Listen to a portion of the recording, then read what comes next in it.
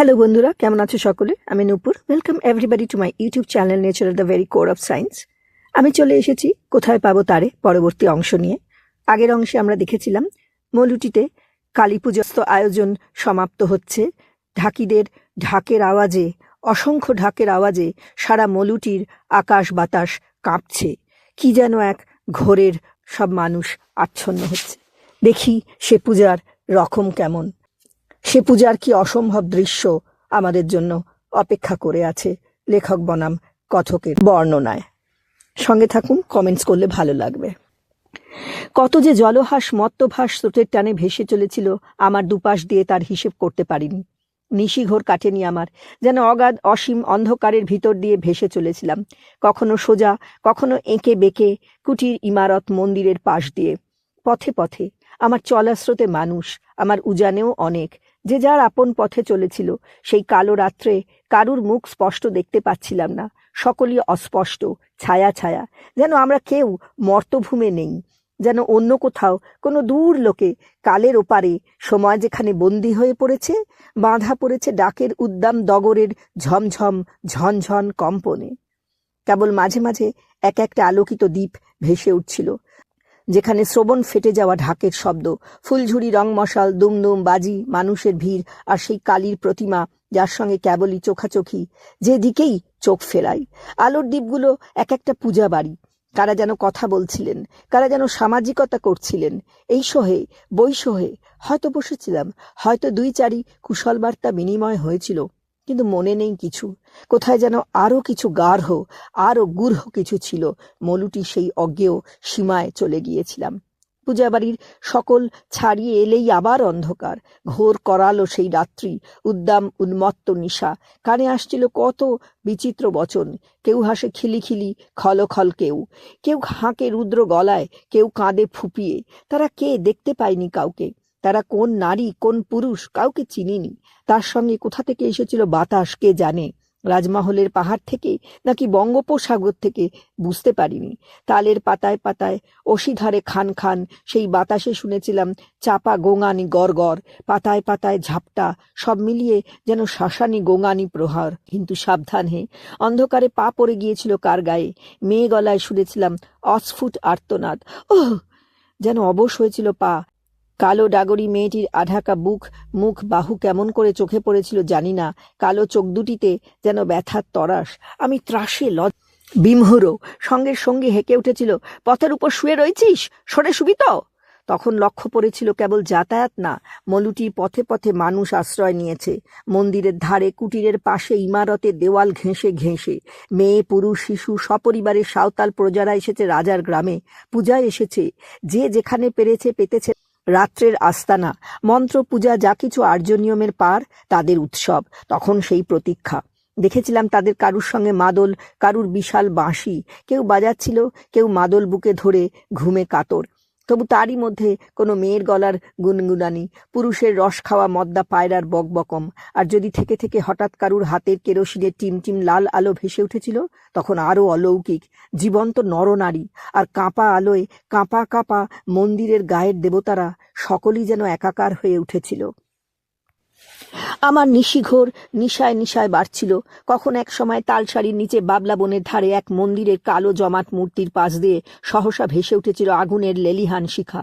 কাছে না দূরে, এক উতরাইয়ের মন্থর ঢালুর ওপারে প্রান্তরে সারি সারি চিতার মতো পাশাপাশি আগুনের কুণ্ড, কালো আকাশের তারায় হাত বাড়ানো শিখা, দু একটা কালো ছোট ছোট মানুষের মূর্তি সেখানে ভেসে ভেসে উঠছিল। ওখানে কি? ওরা কারা? কি করে? এই যখন মনে মনে জিজ্ঞাসা, সঙ্গে সঙ্গীরা নিজেরাই বলে উঠেছিল, কুয়ারা রস জাল দিচ্ছে, পচুই রস, সব চলাই হচ্ছে কালকের জন্য। তারপরেই যেন একটা স্তব্ধতা নেমে এসেছিল। অয় কি বইলবো হে, অমন নিঝুম নিশ্চুমে কেউ সোজা খাড়া থাকতে পারে না। ঢাকের ডগরে কম্পন থেমে গিয়েছিল, এত নিশ্চুপ ঝিঁঝির ডাক শোনা গিয়েছিল। পাখির স্খলিত গলা যেন ভুলে ডেকে উঠে থেমে গিয়েছিল। কিন্তু সেই নিশ্চুপ স্তব্ধতায় যেন আমার শিরদাঁড়ায় কাঁপুনি লেগে গিয়েছিল। মনে হয়েছিল কি যেন একটা ঘটতে চলেছে, একটা ভয়ঙ্কর কিছু। তারই পূর্ব মুহূর্তের নিশ্চুপ নিশ্চলতায় সব কিছু থমকে গিয়েছিল। নিজের সঙ্গীদের পায়ের শব্দে শব্দে কখন ফিরতে আরম্ভ করেছিলাম জানি না। হঠাৎ আচমকা ছুরি বেঁধার মতো একটা আর্তচিৎকার উঠেছিল, অসহায় পশুর চিৎকার। তখন আমি এক আলোকের দ্বীপে, পূজা বাড়িতে। কোন বাড়ি কোন রাজার কিছুই বুঝতে পারিনি। তাকিয়ে দেখার কথা মনে ছিল না, কেবল দেখেছিলাম জলে ভেজানো কালো চকচকে একটা প্রকাণ্ড মূর্তি পাক দিয়ে ফিরছে। চক্ষু তার আরক্ত, চাহনি খ্যাপা। সে একবার এদিকে ছুটে যায়, আবার ওদিকে। ছোটরা তার চোখের সামনে ফুলজুরি রং মশাল জ্বালিয়ে ধরছিল, কেউ শব্দ করছিল পটকা, কেউ টেনে ধরছিল তার ল্যাজ। কালো মূর্তি ভয়ে রাগে তার নাতি দীর্ঘ শিং নিয়ে ঢু মারতে আসছিল। হয়তো পালাতে চাইছিল, কিন্তু খুঁটির সঙ্গে বাঁধা ছিল সে। তারপরেই তাকে টেনে নিয়ে যাওয়া হয়েছিল যূপকাষ্ঠের কাছে। সেই কালো মূর্তির অন্ধকার প্রাণে কি ভাব এসেছিল কে জানে। যমের বাহন সে মহিষ, আপন ঈশ্বরের কথা হয়েছিল নাকি? কার দুটো বলিষ্ঠ হাত যূপকাষ্ঠের মাঝখানে ঢুকিয়ে দিয়েছিল তার গর্দা, আর এক জোড়া ঘিয়ে ডোবানো হাত এগিয়ে এসে তার গলায় মর্দন করতে আরম্ভ করেছিল।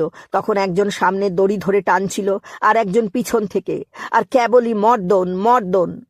কি অন্ধকার হে মলুটি! তুমি আমার বুকের নিঃশ্বাস যেন বন্ধ করে দিয়েছিলে, আমার দৃষ্টিকে অসহায় করে তুলেছিলে। ঢাকের পিঠে সহস্র কাঠির সজোর শব্দে দগর উঠেছিল, আবার সেই কম্পন। সেও যেন এক স্তব্ধতা, মহাকালকে বন্দি করে রাখা। তারপরেই খাঁড়া উঠেছিল শূন্যে। শানিত উজ্জ্বলের ধারে দেখেছিলাম দুটি চোখ আঁকা খাঁড়া। আমার দৃষ্টি চকিতে একবার ছুটেছিল প্রতিমার দিকে। সেই চোখ, সেই চক্ষু আমার সঙ্গেই যেন তখনও তার চোখাচোখি। পর মুহূর্তে কি ঘটে গিয়েছিল! খাঁড়া একবার ঝিলি খেনে নেমে গিয়েছিল নিঃশব্দে। যমের বাহন তখন ছিন্ন, কালো এক বিশাল ধর, আকুঞ্চিত, অস্থির বেগে থরথর দাপাদাপি। কিন্তু তার কণ্ঠনালী থেকে নির্গত প্রথম রক্তের ফোঁটা রাঙিয়ে দিয়েছিল পুরোহিতের মধ্যম আঙুল। প্রতিটি কপালে কপালে লাগিয়ে দিয়েছিল নিহতের রক্তের ফোঁটা। কখন এক সময় সেই আঙ্গুল ছুঁয়ে দিয়েছিল আমার কপাল। তখনও রক্ত ঠান্ডা হয়নি, কপালে একটা উষ্ণ স্পর্শের মতো লেগেছিল। আমার গায়ের মধ্যে শিউরে উঠেছিল, বুকের মধ্যে একটা আর্তধ্বনি শুনতে পেয়েছিলাম যেন। তখনই কালো কচি নধর আর একটি জিভ তুলে দেওয়া হয়েছিল যূপকাষ্ঠে। আমি চোখ বুজে ফেলেছিলাম। আমার সেই নিশির ঘোর আমাকে টেনে নিয়ে গিয়েছিল আলোর বাইরে। অন্ধকারে কোথায় চলেছিলাম জানি না, কেবল সেই দোতলার ঘরটির সন্ধানে চলেছিলাম। কি অন্ধকার হে! চারিদিকে ঢাকের পটহ ধ্বনি, পশুর চিৎকার, মানুষের উল্লাস। আরো আরো কিছু চারপাশে বিহ্বল কুহর, শীতকার, কাচ ও রূপার চুরির নিক্কণ। কোথায় সেই ঘরখানি? আমার প্রথমবার দেখা, বিচিত্রের সন্ধানে ফেরা। কি বিচিত্র দেখেছিলাম! কার খোঁজে ঘুরে ফিরি, কিসের সন্ধানে! এদিনে যেমন জানি না, সেদিনেও না। যখন যা পেয়েছি নিয়েছি মন ভরে। কিছু গিয়েছে উপচে, কিছু পুরনো ঝোলার ছিদ্রে গিয়েছে ঝরে। যা কিছু থেকে গিয়েছে সেই আমার অচিনে ফেরার অধরা কিনা জানি না। যদি তাই, তবে সেই আমার মলুটির এক রাত্রি, একদিনের স্মৃতি, নির্বাকে, যেখানে কেবল বুকের কাছে হাত জড়ো করে দু চোখ মেলে তাকিয়েছিলাম। একথা বলবো না আমার অনুভূতির গোচরে কিছু ধরা দিয়েছিল, একথা বলবো পৃথিবীর এক ঠাই, মানুষের এক লীলা দেখেছিলাম। অন্ধকার হাতড়ে হাতড়ে কেমন করে আমার নিমন্ত্রণের বাড়ি এসেছিলাম জানি না। সেখানেও সেই ঢাকের নিরন্তর বাজনা, পশুর চিৎকার, মানুষের উল্লাস, কালা কালি, ধলা ধলি, রাঙা রাঙি, কতেক নারী পুরুষ, প্রতিমা আর যূপকাষ্ঠ ঘিরে। কি আশ্চর্য হে! বড়রায় যেন কেমন আচ্ছন্ন। কাছে দাঁড়িয়ে তিনি আমাকে চিনতে পারেননি, ছোটরাও না। তাদের রাঙা মুখে তখন যেন কিসের ঘোর। আমি বাড়ির মধ্যে গিয়েছিলাম।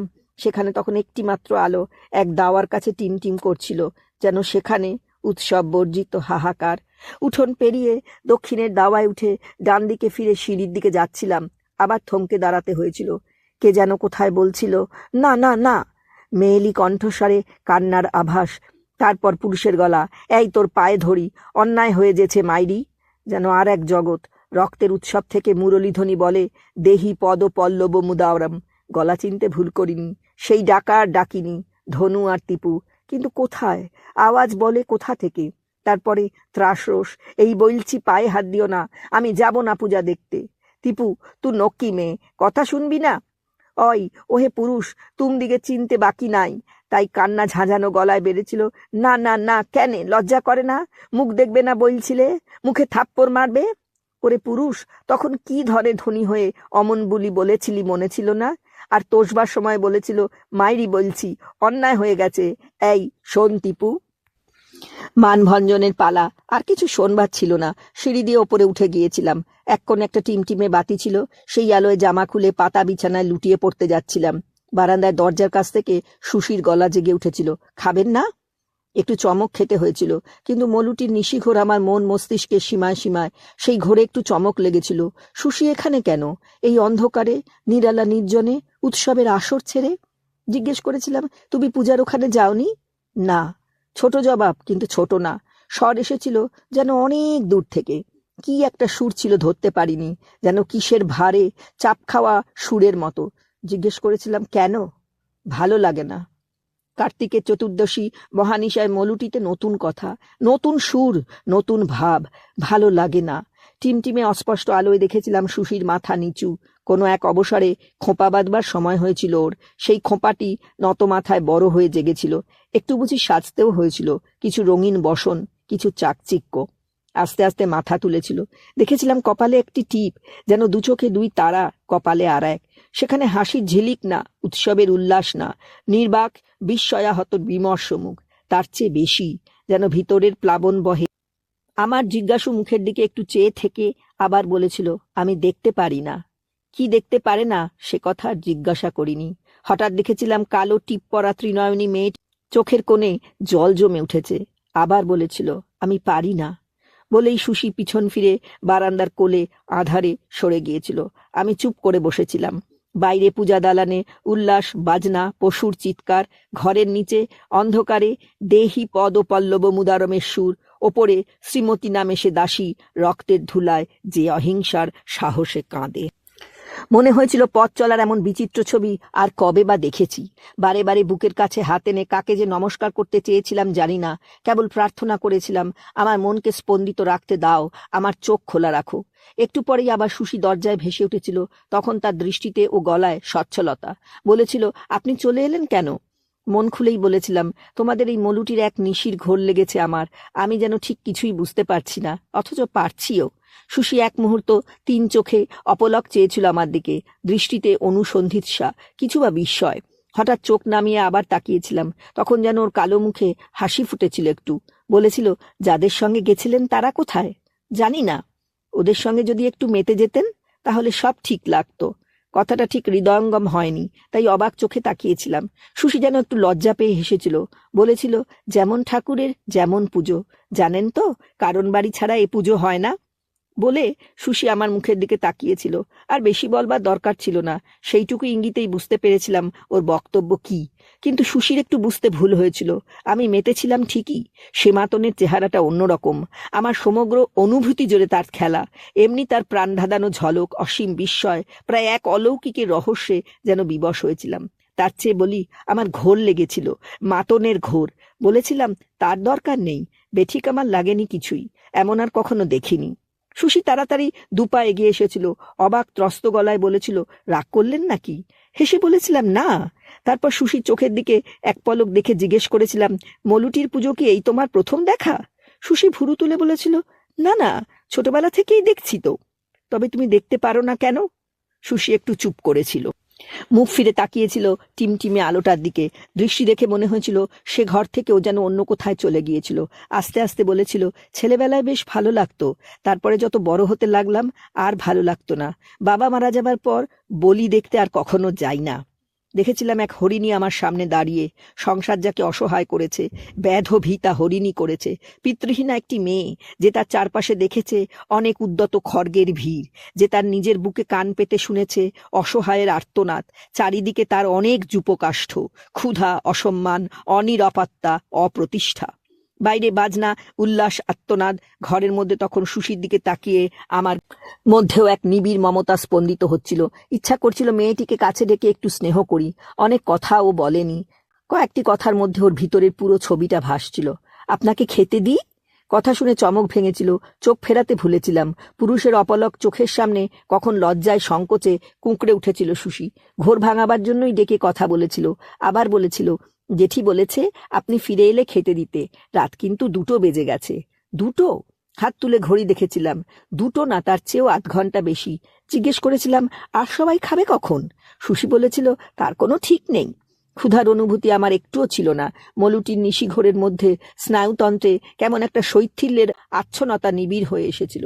বলেছিলাম খাবার ইচ্ছা একটুও নেই, তার চেয়ে একটু শুয়ে থাকি। শরীর এলিয়ে দিয়েছিলাম। সুশি বলেছিল, তবে বাতিটা একেবারে নিভিয়ে দিই।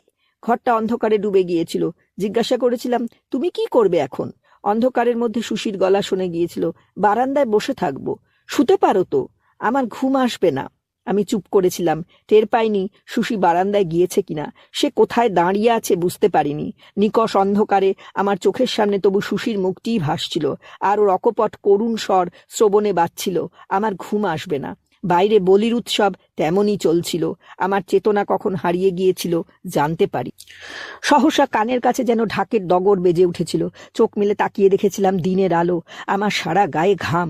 নিচে থেমে থমকে দাঁড়িয়েছিলাম। উঠোন ভরা রক্ত। গলি দিয়ে চোখে পড়েছিল পূজা মণ্ডপে তেমনি ভিড়, সেই বাজনা, সেই উল্লাস, সেই আর্তনাদ। রোদের দিকে তাকিয়ে দেখেছিলাম বেলা কম হয়নি, বলি তখনও থামেনি। গলিটা রক্তে ভাসছিল। কখন যে হাত মুখ ধুয়েছিলাম, সুশির কাছ থেকে চা খেয়েছিলাম, এখন মনে করতেও পারি না। মলুটির নিশি আমাকে টেনে নিয়ে গিয়েছিল। দেখেছিলাম মলুটির পথে পথে রক্তের স্রোত। মুন্ডহীন রক্তাক্ত বলির দেহ নিয়ে শূন্যে ছুঁড়ে লোফালোফি, হাত দিয়ে ছাল ছাড়িয়ে দগদগে ধর কাঁধে করে মত্ত কুর্দন নর্তন। ওই কি বলবো হে, রক্ত নিয়ে গায়ে ছোড়াছুড়ি, রক্ত ছিটিয়ে খেলা। গত রাত্রির রক্তপাত দিনের বেলাও সমানে চলেছিল।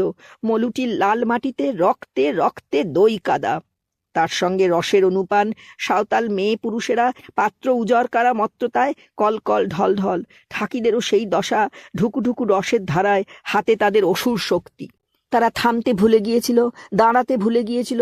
ছুটে ছুটে পাক দিয়ে দিয়ে শূন্যে লম্ফ নাচ, রক্ত চোখে মত্ত দৃষ্টি, মাতাল মুখে রসের ঝলক। যেন চতুর্দশীর অমানিসা তখনও শেষ হয়নি। ঢাকের বাজনায়, রক্তে, নৃত্যে, উল্লাসে সময় সেখানে বাঁধা পড়েছিল। ভদ্রা ভদ্র সকলের এক দশা। বড়রায় ছোটরায় সবাই উল্লাসের ঘোরে। তবু তার মধ্যেই পুছাপুছি কাজকর্ম সবই চলছিল। তেমন করে যে দুপুরের স্নানাহার মিটেছিল সেই স্মৃতি অস্পষ্ট।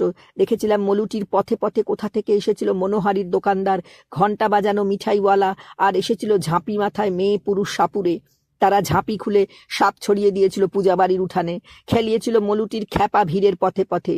অই গো, ই দেখে লাও চন্দ্রবোরা, লীলেতে সোনার চক্কর, আসমানে তারা হে বলে আবার মেয়ে সাপুরে তার ক্ষীণ কোটি গুরু নিতম্বে চন্দ্রবোরা জড়িয়ে পাছাভাহার দেখিয়েছিল। কোমর ঘুরিয়ে ঘুরিয়ে নেচেছিল। কেউটে নিয়ে সোহাগ করে বুকের ওপর ছেড়ে দিয়ে চাপড়ে চোপড়ে বলেছিল, লেটো করে থাকলে না, ঘুম যা। আর সাপুরে গলায় ঝুলিয়ে অজগর দুধ গোখরোর ফনা গিলেছিল হাঁ করে। অই হে, তোমার গায়ে কাটা দিলে কি হবে? ই দেখো গো, নাগিনীর চুমা কেমন লাগে। সাপুরে শব্দ করে চুমো খেয়েছিল। সাপিনী তার লকলকে জিভ দিয়ে সাপুরের মুখের ভেতর চেটেছিল। মাতাল সাঁওতাল মেয়েরা তখন গুনগুনিয়ে গান গেয়ে উঠেছিল। তাদের চোখে মুখে রসের ঝলক, রসের গলন। মলুটিতে না গেলে অমন সাপ খেলাও দেখতে পেতাম না। জানে কি ধরন ধারণ। সাপের খেলা দেখে যেন সাঁওতাল মেয়েরা সব লাজে ভরে শিউরে শিউরে উঠেছিল। কেবল সাঁওতাল মেয়েরা বলবো কেন, বাউরি বাগদি মেয়েরাও। তাই যদি বললে হে, বাকিরাও বাদ থাকে কেন?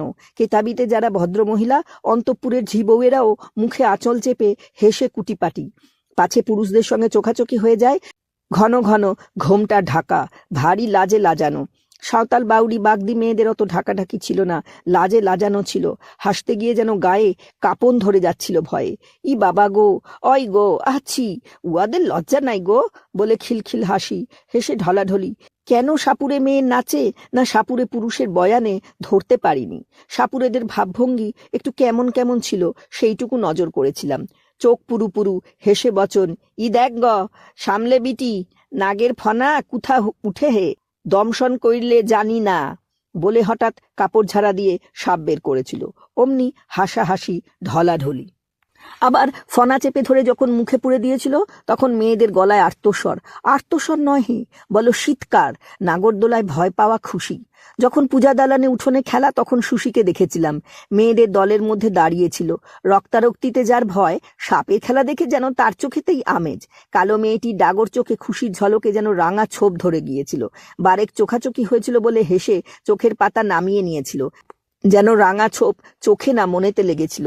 কেন তা বুঝতে আমি দেখেছিলাম সাপ নিয়ে জাদু, চোখের সামনে সাপ লুকোবার হাত সাফাই, তার সঙ্গে অমন ভয়ঙ্কর নাগনাগিনী নিয়ে হাসি ঢঙের খেলা। খেলার সঙ্গে আর যেসব দাবি ছিল তা হলো নতুন নতুন কাপড় চাই, নাগের দুধ চাই, পেট ভরা খাবার চাই। তবে একেবারে এমনি না, কেবল খেলা দেখিয়েই সব চাওয়া না।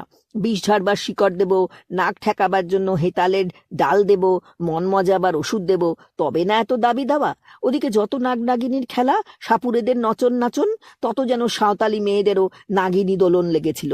রসের ভরায় তারা ঝলকাচ্ছিল, তারপরে নাগিনীর মতোই দুলতে আরম্ভ করেছিল। একা একা না, দলে দলে, গুচ্ছে গুচ্ছে। কেবল মেয়েরা না, মেয়েরা যেমন সারি সারি হাত ধরাধরি, কোমর ধরাধরি, পুরুষেরা তেমনি তাদের মুখোমুখি, দলে দলে, গুচ্ছে গুচ্ছে, সারি সারি।